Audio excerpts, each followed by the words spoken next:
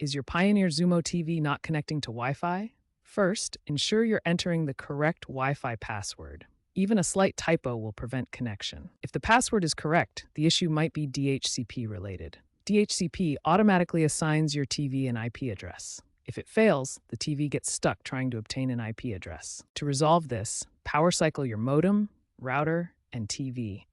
Unplug them for 30 seconds, then plug them back in, starting with the modem. This often renews the IP address and resolves the connection problem. Make sure your router is compatible with older devices like the Xumo. You may need to adjust your router settings to allow older security protocols like WPA2 or switch to the 2.4 GHz band. If power cycling doesn't work, try a network reset on your Pioneer Xumo TV. Go to Settings, then System, and look for a Reset or Network Reset option.